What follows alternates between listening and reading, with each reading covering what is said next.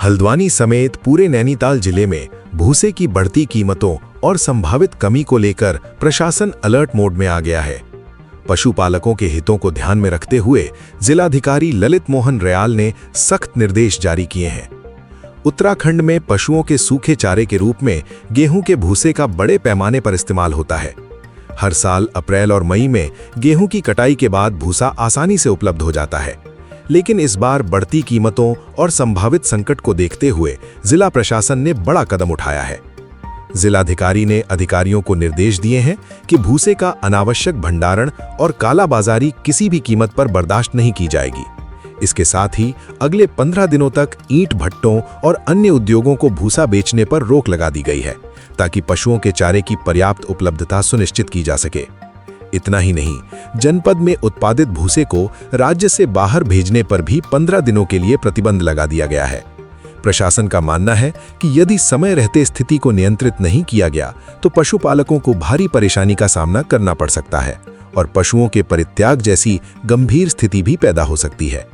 प्रशासन ने साफ कर दिया है कि पशुओं के लिए चारे की उपलब्धता बनाए रखना सर्वोच्च प्राथमिकता है। नियमों का उल्लंघन करने वालों के खिलाफ सख्त कार्रवाई की जाएगी। यानी आने वाले दिनों में भूसे की कालाबाजारी, जमाखोरी और बाहरी राज्यों में सप्लाई पर प्रशासन की पैनी नजर रहेगी। जुलाई सीजन में चारे की उपलब्धता में जो कमी है उसको दृष्टिगत रखते हुए पशुपालक हैं उनके पशुओं के लिए चारा उपलब्ध हो, तो ये जो भूसा है ये चारा भेली के तौर पर भी पशुपालन विभाग द्वारा इस्तेमाल किया जाता है और पशुपालक जो हैं उसे हरे चारे के साथ मिक्स करके भी उनके खुराक के तौर पर पशुओं को खिलाते हैं।